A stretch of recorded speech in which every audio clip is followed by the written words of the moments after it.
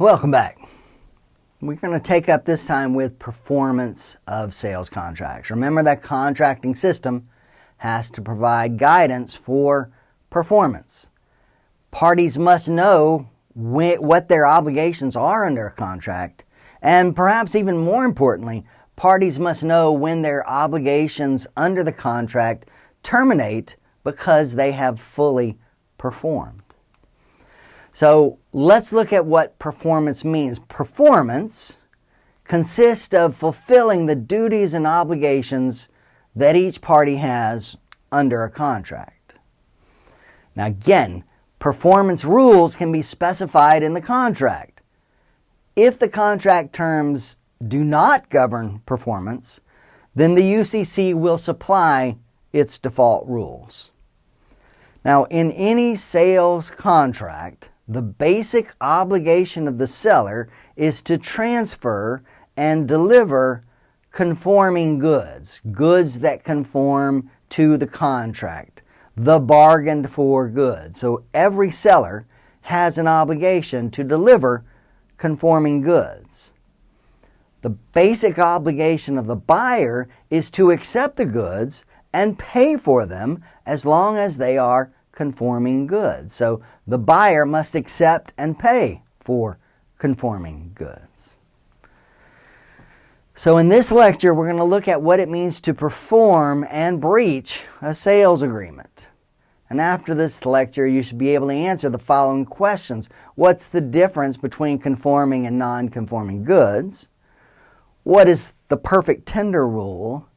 What is the seller's right to cure? And finally, what is commercial impracticability? Let's take each of these in turn.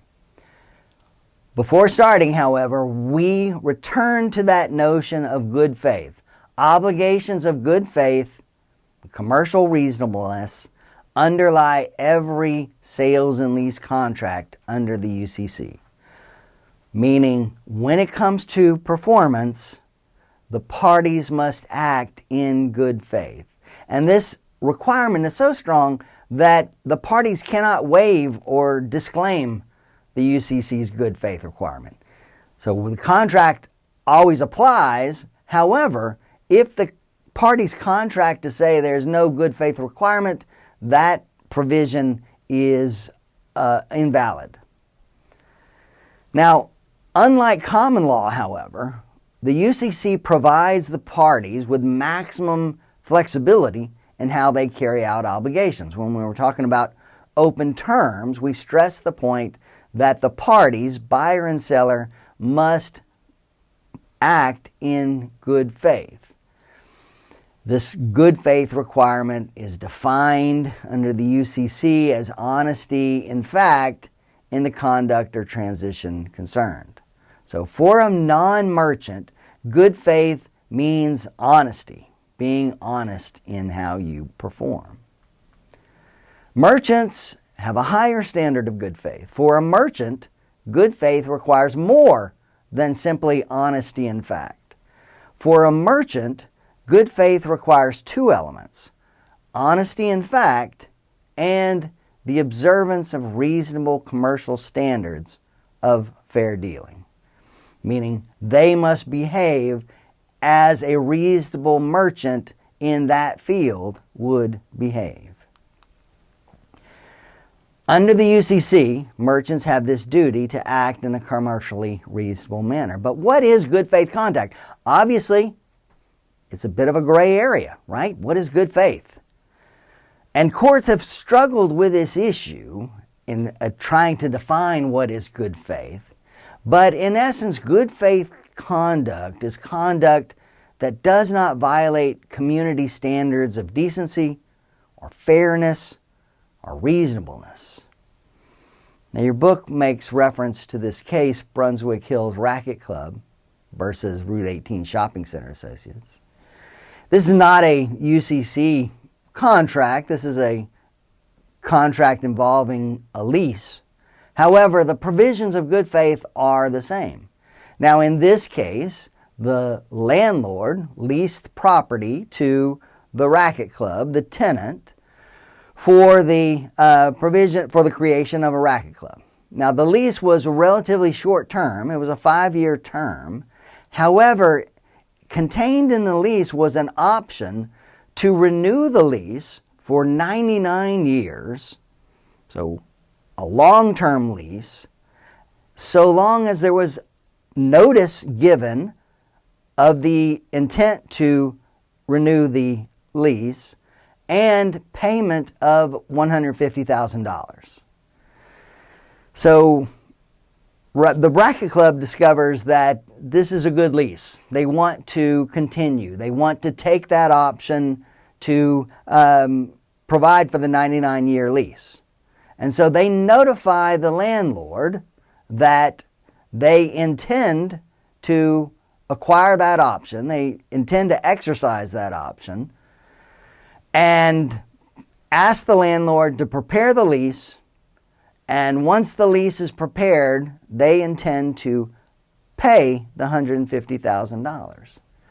Now, interestingly enough, in this case, there was a question about the language of the contract, because the language of the contract seemed to indicate that notice of the intent to exercise the option and payment of the $150,000 had to be simultaneous.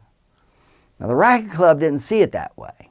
The Racket Club believed that they would pay the $150,000 at the closing of the lease, the final execution of the lease.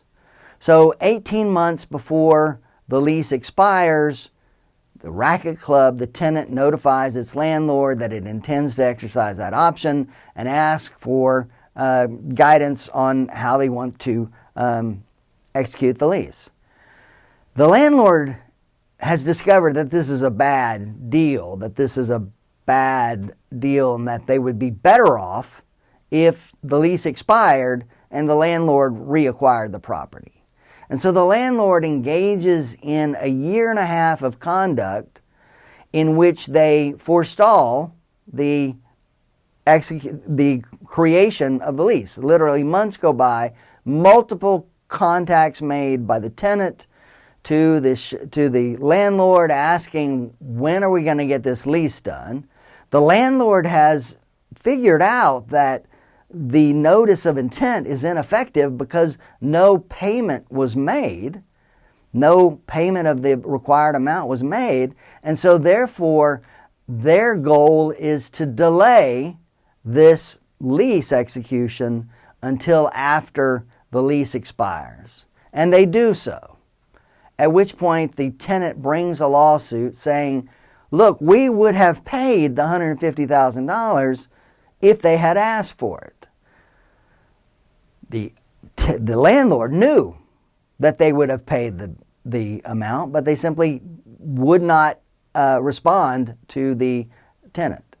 And so when this case went to trial, the court acknowledged that the contract said the notice of intent and the payment must be simultaneous. However, because of the way the landlord had acted, they found that the landlord had acted in bad faith.